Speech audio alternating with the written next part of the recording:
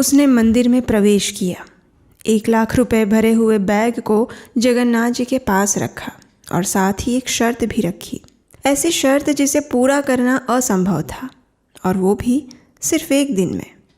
आखिर कौन था वो व्यक्ति और क्या थी उसकी शर्त?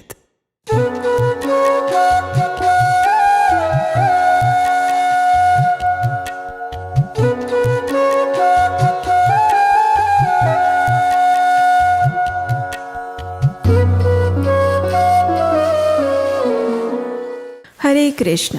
उस दिन बारिश हो रही थी। पूरी मंदिर में दर्शनार्थियों की भीड़ भी थोड़ी कम ही थी।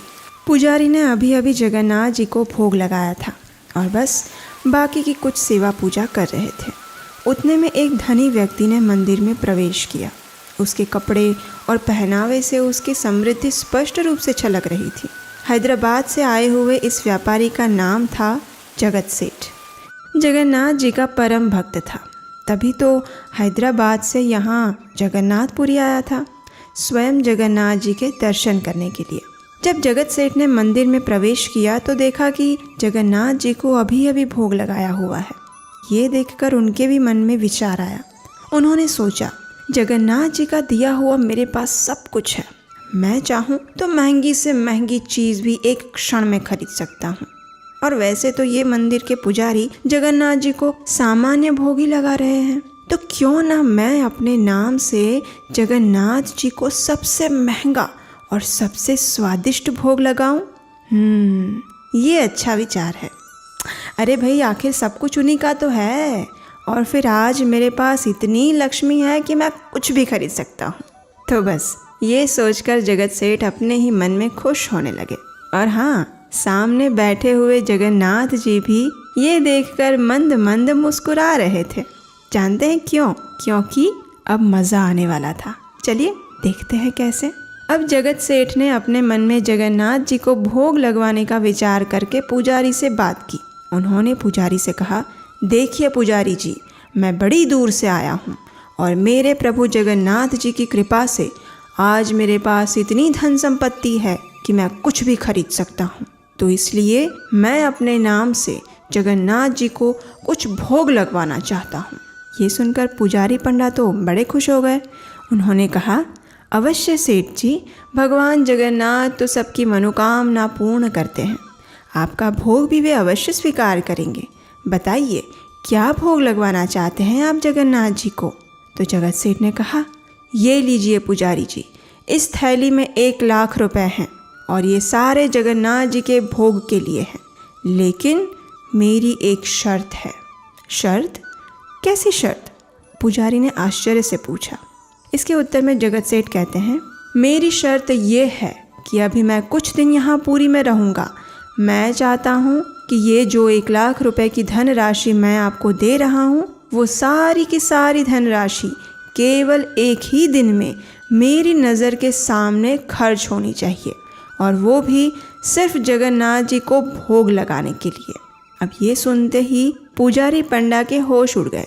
किसी तरह उन्होंने खुद को संभाला और जगत सेठ को सुझाव दिया, देखिए सेठ जी, जगन्नाथ जी के प्रति आपके प्रेम और भक्ति का मैं सम्मान करता हूँ, लेकिन सिर्फ एक ही दिन में इतनी धनराशि और वो भी भोग के लिए खर्च करना संभव नहीं है। आप ऐसा करिए ना कि ये धनराशि यहीं पर छोड़ दीजिए। हम प्रतिदिन इसमें से लक्ष्मी लेकर आपके नाम का भोग जगन्नाथ जी को लगा दिया करेंगे। लेकिन हमारे जगत सेठ को ये सुझाव कहाँ पसंद आने वाला था। उन्होंने तो साफ साफ मना कर दिया। उन्होंने कहा, नहीं पुजारी जी, मैं चाहता हूँ मेरी उपस्थिति में ही सारी धनराशि एक साथ खर्च होनी चाहिए।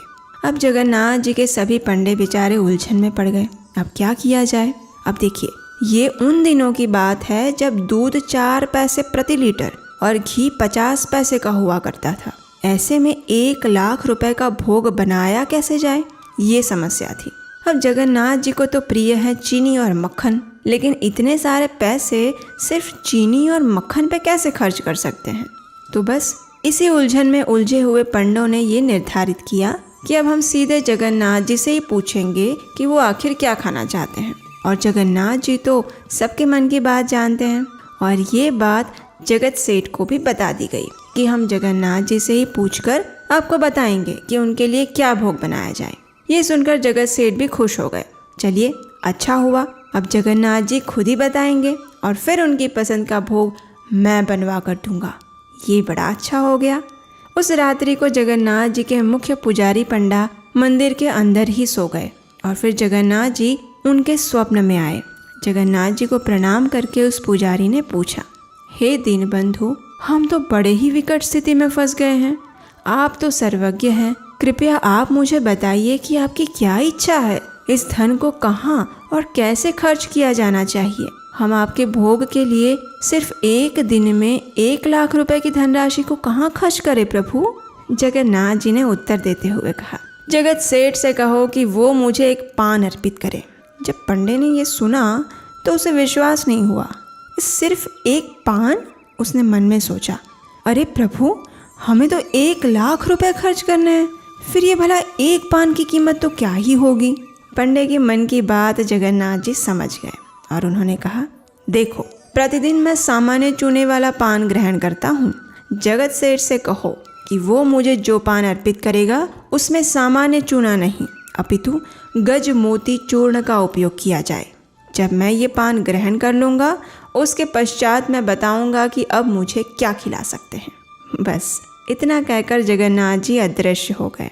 और आपको जानकर आश्चर्य होगा कि गज मोती अत्यंत दुर्लभ मोती माना जाता है, जो कि हजारों में से किसी एक हाथी के मस्तक में पाया जाता है। अब ऐसी दुर्लभ चीज़ कहाँ मिलेगी? खैर, जहाँ भी मिले ये देखना तो जगत सेठ का काम है। यही सोचकर मुख्य पुजारी पंडा उसी समय जगत सेठ के पास पहुँच गए और उन्हें अपने स्वप्न की सारी बातें बता दी। ये बात सुनकर जगत सेठ तो अत्यंत चिंतित हो गए। वो सोचने लगे, अच्छा, जगन्नाथ जी को गज मोती वाला पान चाहिए, अब वो मुझे कहाँ से मिलेगा? प्रत्येक हाथी के पास तो ये होता नहीं है, हजारों में से किसी एक के पास ये होता है, तो फिर मैं कैसे ला पाऊंगा ये गजमोती वाला चूर्ण? इस प्रकार विचार करते हुए जगत सेठ के चेहरे पर बल पड़ने लगे। उन्हें कुछ समझ नहीं आ रहा था और फिर थोड़ी देर में अचानक उनके मन में एक विचार आया। चेहरे की लकीरें सीधी हो गई और आंखों में आंसू आ गए। और क्यों ना आते, उन्हें अपनी भूल समझ आ गई थी। वे अपने मन में ही सोचने लगे, अरे रे रे रे, मैं कितना मूर्ख और पतित हूँ। मेरे प्रभु के साथ मैंने ये कैसा अपराध कर दिया। मैं कितने गर्व के साथ भगवान को भोग लगाने के लिए आया था, लेकिन मैं तो भूल ही गया कि वे तो संपूर्ण भौतिक और आध्यात्मिक दोनों सृष्टि के स्वामी हैं। उन्हें मैं क्या ही अर्पित कर सकता हूँ।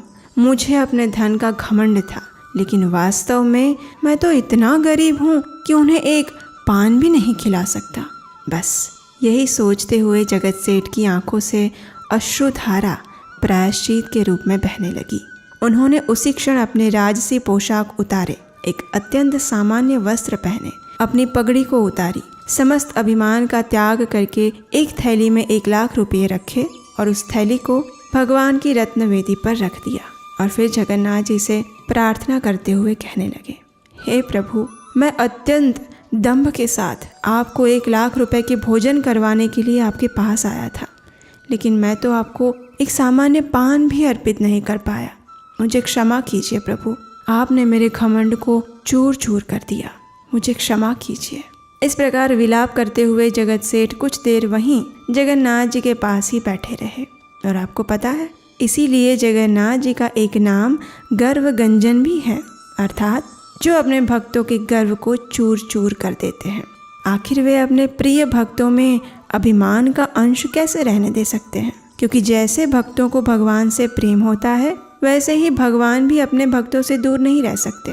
इसलिए भक्तों में अभिमान आए और वे भगवान से दूर हो जाए, उससे पहले ही भगवान उनके अभिमान को तोड़ देते हैं। जगन्नाथ जी के विषय में ये कथा आपने पहले सुनी थी क्या? नहीं ना? तो ऐसे ही मधुर कथाओं का आस्वादन लेने के लिए आपके अपने इस चैनल को सब्सक्राइब कीजिए। अगर वीडियो अच्छा लगा है तो उसे लाइक कीजिए और हाँ, अपने उन दोस्तों को और परिवार को भेजिए जिन्हें ये कथा नहीं पता है। हमारे ग्रंथों में एक अत्यंत सुंदर उक्ति आती है, धर्मो रक्षति रक्षितः, अर्थात जो धर्म की रक्षा करता है उसकी रक्षा स्वयं धर्म करता है। इसलिए हमारी वैदिक सभ्यता की रक्षा करना हम सब का परम धर्म है और यही हमारा अभियान है। इस अभियान में यदि आप हमें सहयोग देना चाहते हैं तो स्क्रीन पर दिए गए नंबर पर अपना आर्थिक योगदान भेज सकते हैं, क्योंकि आपका योगदान और हमारा प्रयास साथ मिलकर एक इतिहास का निर्माण कर सकता है। तो चलिए इसी प्रार्थना और आशा के साथ जल्दी ही मिलते हैं जगन्नाथ जी से जुड़ी एक अन्य रोचक कड़ी में। तब तक के लिए स्वयं जगन्नाथ जी को अपने घर पर बुलाइए और उन्हें आमंत्रित करने के लिए हमारी वेबसाइट नीलाचल.com पर जाइए, जहाँ भक्तों द्वारा बड़े ही प्रेम से जगन्नाथ जी को तैयार किया गया है। ज़रा एक बार देख तो आइए, उनसे आपको प्यार अपने आप हो जाएगा। हरे कृष्णा।